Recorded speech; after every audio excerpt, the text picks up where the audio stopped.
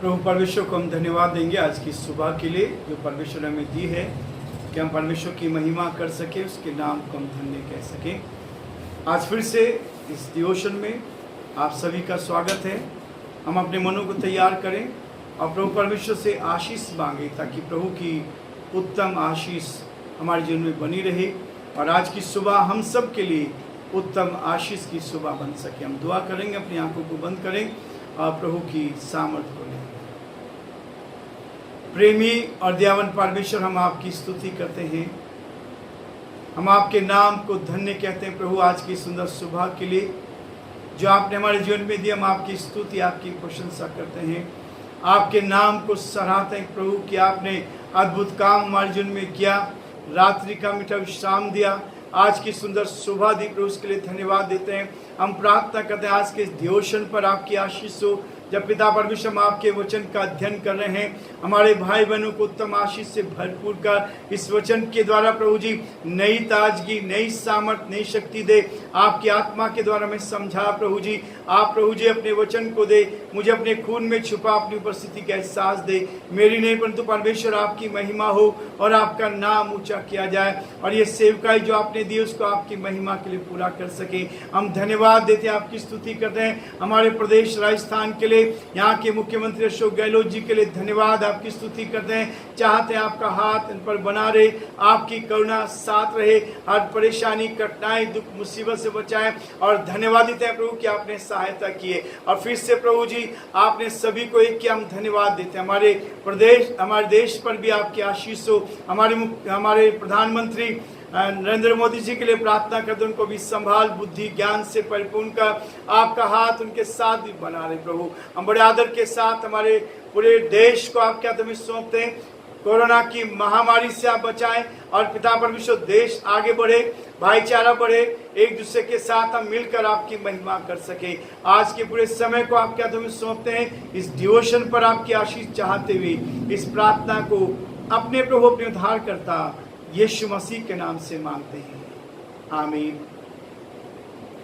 हम प्रभु की महिमा के लिए उस गीत को सुनेंगे। तेरी आराधना करूं, पाप क्षमा कर जीवन दे दे, दया की याचना करूं। वास्तव में पाप क्षमा जिसके हो गए हैं, परमेश्वर उनको शांति देता है, तसल्ली देता है और अपनी उपस्थिति का एहसास देता है। इस गीत के द्वारा हम आशीष को प्राप्त करें और प्रभु को धन्यवाद दें।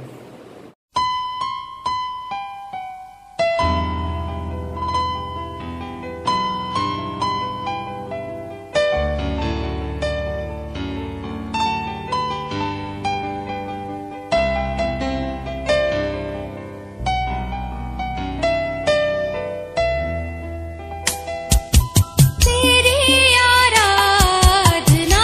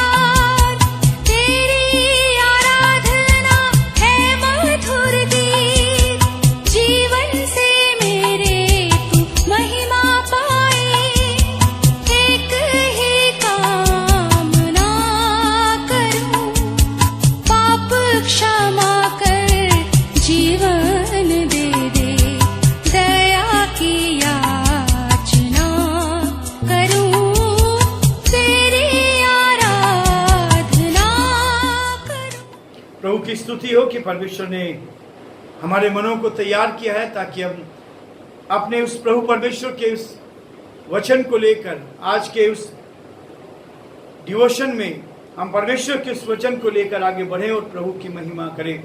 जैसा कि हमारे भाई बहनों ने हमें सजेशन दिया था, उसके अनुसार हमने रोमियो की पत्री का अध्ययन शुरू किया है। पिछले 2 दिन से हम बराबर इसका अध्ययन कर रहे हैं। परमेश्वर ने पौलुस के जीवन के द्वारा इस बात को हमें दिखाने की, दर्शाने की कोशिश की है कि पौलुस उन लोगों के लिए जो वास्तव में प्रभु के साथ चलना चाहते हैं, उनको पवित्रता के रूप में रहकर आगे बढ़ाने के लिए हमें शांति और तसल्ली देता है। आज फिर से हम 8 पद से आगे बढ़ेंगे ताकि हम इस पत्री में एक एक दिन थोड़ा थोड़ा अध्ययन करते जाएं और उत्तम आशीष को प्राप्त कर सके। 8 पद से मैं आपके सामने पढ़ूंगा और जिससे कि हम और अधिक प्रभु की महिमा कर सके। 8 पद में लिखा है, पहले मैं तुम सब के लिए यीशु मसीह के द्वारा अपने परमेश्वर का धन्यवाद करता हूं, क्योंकि तुम्हारे विश्वास की चर्चा सारे जगत में हो रही है। परमेश्वर अपने इस वचन के पढ़े और सुने जाने पर आशीष दे। परमेश्वर हमारे विश्वास को मजबूत करना चाहता है। पौलुस रोमियो की कलीसिया को लिखकर और यहाँ धन्यवाद की प्रार्थना एक वो विषय लेकर चलता है और यहाँ पर कह रहा है कि धन्यवाद परमेश्वर का, मैं परमेश्वर को धन्यवाद देता हूँ इस बात के लिए कि तुम्हारे जो तुम विश्वास में मजबूत हो रहे हो, जो मजबूत आगे आगे बढ़ रहे हो। परमेश्वर का धन्यवाद करता हूं क्योंकि तुम्हारे विश्वास की चर्चा सारे जगत में हो रही है। विश्वास क्या है? जब हम बाइबल का अध्ययन करते हैं तो ये क्वेश्चन मार्क हमें लगाकर पूछना चाहिए अपने आप से और परमेश्वर से भी इस बात को लेकर कि क्या है विश्वास। जिस विश्वास की चर्चा पौलुस कर रहा है, जिस विश्वास के लिए रोमियो की कलीसिया को ये लिखा गया है कि उनके विश्वास की चर्चा सारे जगत में हो रही है। जब आप विश्वास के द्वारा चलते हैं, यदि आप पढ़ेंगे इब्रानियों उसका 11वां अध्याय, विश्वास अनदेखी वस्तुओं का प्रमाण है, अनदेखी वस्तुओं का प्रमाण है। और जब इस चीज को लेकर आप चलते हैं, विश्वास को आपने लिया है वो चीजें प्राप्त करने के लिए जिनको आपने अभी तक नहीं देखा, उन पर विश्वास करके आपने परमेश्वर से प्रार्थना किए। रोम की जो कलीसिया थी, इस कलीसिया ने जब पश्चाताप किया, अपना जीवन प्रभु के हाथों में सौंपा, उन्होंने विश्वास का जीवन जीना शुरू किया। और कितनी अच्छी बात है कि पौलुस जो उनका गुरु रहा है, पौलुस जो जिसके द्वारा उन्होंने विश्वास किया था, इस कलीसिया का निर्माण किया था, वो परमेश्वर का धन्यवाद करता है और न केवल धन्यवाद करता है, वो कहता है कि तुम्हारे विश्वास की चर्चा सारी जगह हो रही है। कितनी अच्छी बात है कि एक प्रभु का दास इस बात को कहता है और परमेश्वर भी हमारे बारे में ऐसे कहता है कि तुम्हारे विश्वास की चर्चा आसपास हो रही है। चर्चा का मतलब क्या है? कि लोग हमारे जीवन को देखते हैं, हमारे व्यवहार को देखते हैं, हमारी बातचीत को देखते हैं, हमारे उठने बैठने चलने को देखते हैं। और पौलुस आगे लिखता है कि पौलुस इस बात को कहता है कि तुम मसीह की पत्री हो, लोग तुम्हें पढ़ते हैं।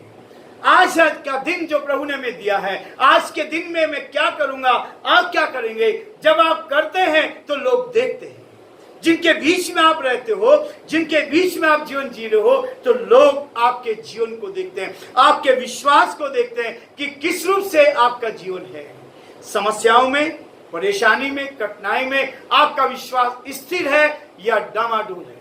हम विश्वास में कई बार कमजोर पड़ जाते हैं, लेकिन रोम की कलीसिया के लिए पौलुस कह रहा है तुम्हारे विश्वास की चर्चा सारे जगत में हो रही है। यानी इसका मतलब ये विश्वास में मजबूत होकर चल रहे थे। आज सुबह मेरे आपके लिए भी इस विश्वास की आवश्यकता है कि प्रभु पर आपने विश्वास किया है। आप उससे जब मांगते हैं, जब आप उसके चरणों में आते हैं, ये वचन आपके लिए एक प्रतिज्ञा के रूप में आता है। और जब इस प्रतिज्ञा पर आप विश्वास करते हैं तो आप देखेंगे कि परमेश्वर हमें बुद्धिमान बनाता है। वो कहता है कि जो इस वचन को मानता है, इस वचन पर चलता है, विश्वास को लेकर चलता है, वो बुद्धिमान व्यक्ति है। और इसलिए परमेश्वर का वचन इस बात को बहुत स्पष्ट कहता है। 9 पद में कह रहा है, परमेश्वर जिसकी सेवा मैं अपनी आत्मा से उसके पुत्र के सुसमाचार के विषय में करता हूं, वही मेरा गवाह है कि मैं तुम्हें किस प्रकार लगातार स्मरण करता रहता हूं। परमेश्वर का दास पौलुस यहाँ एक बात और कहता है, ना केवल धन्यवाद देता है, ना उनके विश्वास की चर्चा जो है उसके लिए उनको प्रोत्साहित करता है। एक दूसरे को प्रोत्साहन करना हमारे जीवन में होना चाहिए, लेकिन वो यहाँ पर कहता है कि जिस सेवा के लिए, जिस आत्मा के लिए मैं परमेश्वर ने मुझे चुना है, जिस आत्मा के लिए परमेश्वर ने मुझे सुसमाचार सुनाने के लिए मुझे गवाह बनाया है, वो उसके लिए कहता है ये वास्तव में मेरे और आपके जीवन के लिए उत्तम आशीष बनता है कि हमारी आत्मा, पहला विश्वास और यहां दूसरी चीज कहता हमारी आत्मा, यदि हमारी आत्मा शुद्ध है तो परमेश्वर का वचन ग्रहण करेगी। यदि हमारी आत्मा शुद्ध नहीं है तो परमेश्वर का वचन हम ग्रहण नहीं करेंगे, क्योंकि जहां अशुद्धता है वहां परमेश्वर का वचन ग्रहण नहीं कर सकते। जहां पवित्रता नहीं है वहां परमेश्वर का वचन हम ग्रहण नहीं करेंगे, वो आत्मा स्वीकार नहीं करेंगे। जैसे मोबाइल में सॉफ्टवेयर होते हैं, कंप्यूटर में सॉफ्टवेयर होते हैं, यदि वही चीज हमने उसमें नहीं डाली तो सॉफ्टवेयर एक्सेप्ट नहीं करेगा। यदि हमारी आत्मा शुद्ध नहीं है तो परमेश्वर के वचन को ग्रहण नहीं करेगी, ये हमारे जीवन में काम नहीं कर पाएगा। पौलुस कहता है वो आत्मा जिसकी सेवा में अपनी आत्मा उसके पुत्र के सुसमाचार के विषय में करता हूं, वही मेरा गवाह है। परमेश्वर पौलुस की गवाही दे रहा है, परमेश्वर आज आपकी गवाही दे रहा है, पौलुस विश्वासियों की गवाही दे रहा है कि उनके विश्वास की चर्चा बढ़ रही है। और यहाँ पौलुस अपने विषय में कह रहा है कि मेरी जो गवाही है कौन दे रहा है? परमेश्वर की आत्मा दे रही है। परमेश्वर की आत्मा उस गवाही को देती है ताकि इस गवाही के द्वारा हम क्या करें?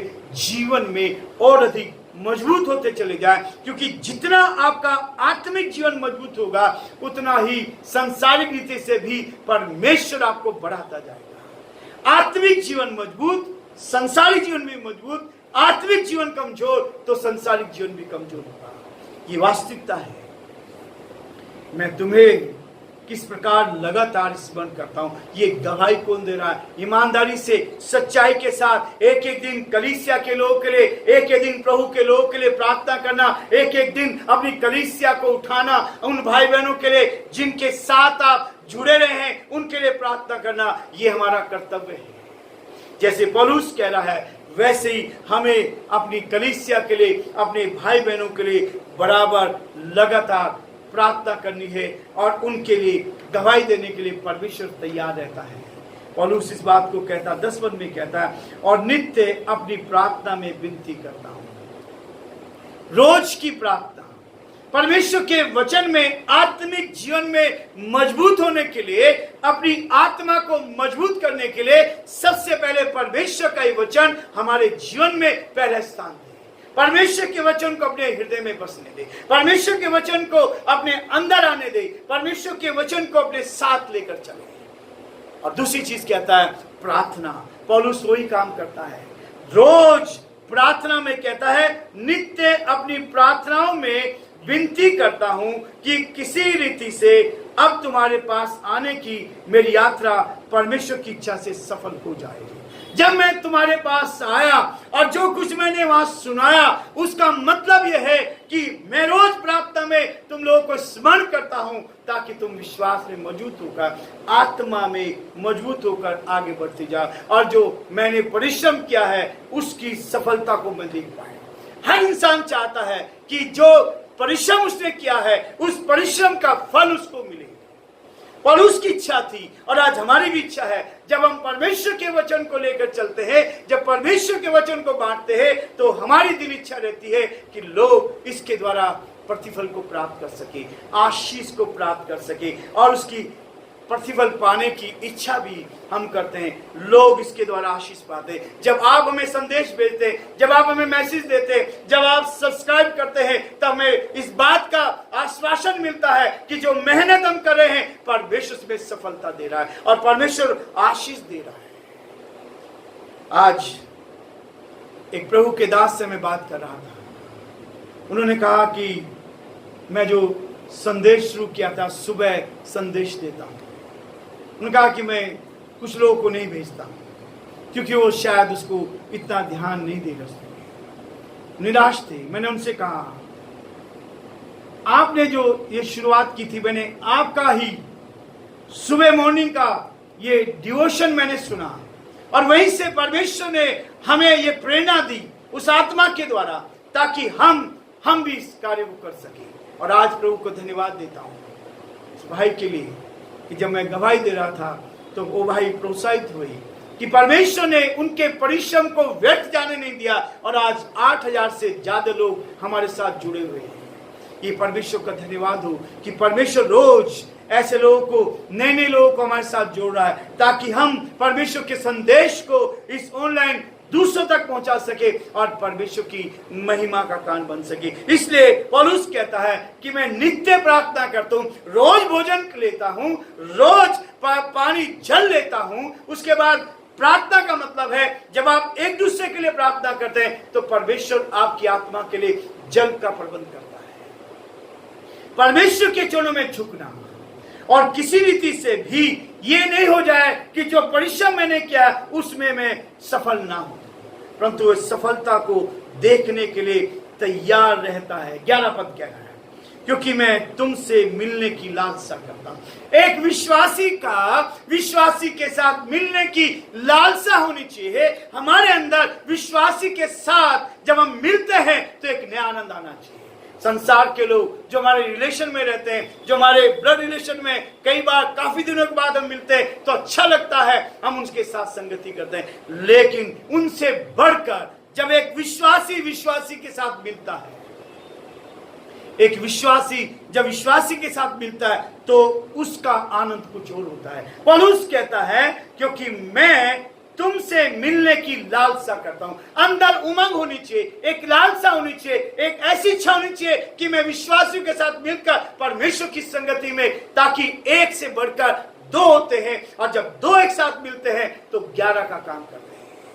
हम इतना बड़ा काम कर सकते हैं जब 2 आत्माएं, शुद्ध आत्माएं एक साथ मिलती है, वहां लालसाएं होती है, वहां इच्छा होती है, वहां ये इच्छा रहती है कि हम और अधिक मिले और अधिक संगति करें।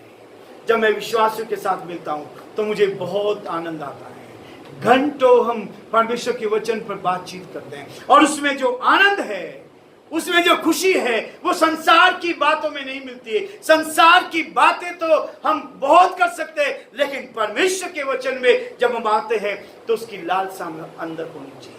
परमेश्वर इस बात को कहता है कि मैं तुम्हें कोई आत्मिक वरदान दूं। ये होना चाहिए आत्मिक व्यक्ति का कि हम चाहते हैं कि दूसरा व्यक्ति और अधिक आगे बढ़े, दूसरे व्यक्ति को और अधिक वरदान मिले। जो वरदान मेरे पास है उससे भी बढ़कर वो काम करे, उससे भी ज्यादा वरदान हो। एक विश्वासी की एक क्वालिटी होनी चाहिए, वो प्रार्थना करने वाला, वो दूसरों को गवाही देने वाला, दूसरों को प्रोत्साहन करने वाला, दूसरों की सहायता करने वाला, और ना केवल सहायता करने वाला परंतु विश्वासियों से मिलने की लालसा हमारे अंदर होनी चाहिए, हमारे अंदर उत्सुकता होनी चाहिए। उसके साथ पौलुस कहता है कि मैं तुम्हें कोई आत्मिक वरदान दूं। परमेश्वर प्रभु के लोगों को, दासों को वरदानों से भरता है। वरदान कैसे प्राप्त करने हैं, वरदान कैसे मिल रहे हैं? पौलुस की इच्छा है कि कलीसिया के सारे लोगों को मैं वरदान दे दूं ताकि वो आगे बढ़े। आज के समय में और जो आज की कलीसिया जो चल रही है, हम इस बात को चाहते हैं कि हम एक दूसरे को आत्मिक वरदान देने के लिए तैयार हो जाए। हम डहा जलन तो कर सकते हैं, बैर कर सकते हैं, एक दूसरे को गिरा सकते हैं, लेकिन परमेश्वर का वचन कहता है, पौलुस आज हमें सुबह सिखाना चाहता है, हम एक दूसरे को प्रोत्साहित करें। जो मेरे पास है वो मैं दूसरों को बांट सकूं। और यही एक अच्छे विश्वासी की, एक अच्छे मसीह की पहचान है। इसलिए उनकी चर्चा हो रही थी, इसलिए उनकी चर्चा पौलुस ने सुनी कि रोम के लोग जो थे विश्वास में मजबूत हो रहे थे, एक दूसरे को प्रोत्साहन कर रहे थे, एक दूसरे को वरदान में बढ़ा रहे थे, एक दूसरे की सहायता कर रहे थे, और तभी कलीसिया बढ़ती जा रही थी। और वरदान पाने का मतलब क्या है? जिससे तुम स्थिर हो जाओ। सबसे बड़ी और महत्वपूर्ण बात जो पौलुस कह रहा है, वो चाहता है कि हमारा आत्मिक जीवन स्थिर जीवन हो जाए, ऐसा जीवन कि उसमें कोई भी हमें गिरा नहीं पाए, और जिस रास्ते पर, सच्चाई पर आप चलने लगे हैं, उस सच्चाई से कोई आपको पीछे ना हटाए। स्थिर रह सको, वरदान मिले, और वरदान के साथ आप स्थिर रहकर आगे बढ़ते जाओ। ये आज के समय में हमारे लिए परमेश्वर की ओर से ये आज्ञा है। पौलुस इस वचन के द्वारा हमें प्रोत्साहित करना चाहता है ताकि हम और अधिक परमेश्वर की महिमा कर सके। 12 पद में लिखा है, अर्थात यह है कि जब मैं तुम्हारे बीच में हूं तो हम उस विश्वास के द्वारा जो मुझ में और तुम में है एक दूसरे को प्रोत्साहित करें। वाह! स्थिर करता है, वरदान देता है, प्रोत्साहन करता है, प्रार्थना करता है, एक दूसरे को उठाता है, हर रोज प्रार्थना में देता है। और यहां पर कहता है कि जब मैं तुम्हारे बीच में आऊंगा, जब तुमसे मिलूंगा तो तुम्हें प्रोत्साहित करो। कैसे होंगे विश्वास? यह विश्वास की क्वालिटी, यह विश्वास की पहचान, जब आप एक दूसरे को प्रोत्साहन देना चाहते हैं, एक दूसरे को प्रोत्साहित करते हैं, प्रभु में होकर, प्रभु की सामर्थ को लेकर, प्रभु की आत्मा जब हमारी शुद्ध होगी, शुद्धता की आत्मा लेकर जब हम आगे बढ़ेंगे तो परमेश्वर आपको बहुत आशीष देगा। मैं आप सबसे निवेदन करना चाहूंगा, आज की सुबह पहले तो अपनी आत्मा को शुद्ध करना है। इस आत्मा को शुद्ध करने के लिए ये प्रार्थना है जो हमारी आत्मा को शुद्ध करती है। हमारी आत्मा को शुद्ध करना चाहिए, रोज करना चाहिए। जैसे शरीर को हम नहलाते हैं, ये शरीर रोज मांगता है हम इसको नहलाएं, साफ करें, उसी तरह से आत्मा भी मांगती है। आत्मा की शुद्धता के लिए यहाँ तो साबुन की आवश्यकता है, लेकिन यहाँ पर वो कह रहा है एक चीज होनी चाहिए, एक छोटी सी प्रेयर है। यदि आप इस प्रेयर को दोहराएंगे, यदि आप ये प्रार्थना करेंगे तो प्रभु आपकी आत्मा को साफ कर देगा, धो देगा और शुद्ध करके परमेश्वर की उन वाणियों को आप सुनना शुरू करेंगे। ये प्रार्थना है, आप अपनी आंखें बंद करके प्रार्थना कर सकते हैं। हे प्रभु यीशु, मैंने बचपन से लेकर आज तक जो भी पाप के हैं उनको क्षमा कर, मुझे शुद्ध कर, मुझे पवित्र कर, मुझे अपनी संतान बना ले और मुझे अपनी शांति से भर दे। यीशु के नाम से आमीन। ये प्रार्थना है जो आपकी आत्मा को शुद्ध करेगी, और जब आपकी आत्मा शुद्ध होगी तो आप परमेश्वर के वचन को ग्रहण करेंगे और आपका रिश्ता परमेश्वर के साथ रोज जुड़ता चला जाएगा। प्रभु आप सबको बहुत आशीष दे और परमेश्वर का हाथ आपके साथ बना रहे। इस गीत को सुनेंगे भाई मनोज मिश्रा के द्वारा, और उसके द्वारा भी हम आशीष को प्राप्त करें और प्रभु की महिमा। एक बार फिर से मैं आपसे निवेदन करना चाहूंगा, बहुत कम सब्सक्राइब कर रहे हैं, देख रहे बहुत लोग हैं, सुन रहे बहुत लोग हैं, लेकिन सब्सक्राइब नहीं कर रहे हैं। तो मेहरबानी से आप सब्सक्राइब करें और आइकन बेल को दबाएं ताकि हम और अधिक प्रोत्साहित होकर प्रभु को और आप सबको धन्यवाद दे सके। परमेश्वर आप सबको बहुत आशीष दे और परमेश्वर का हाथ आपके साथ बना।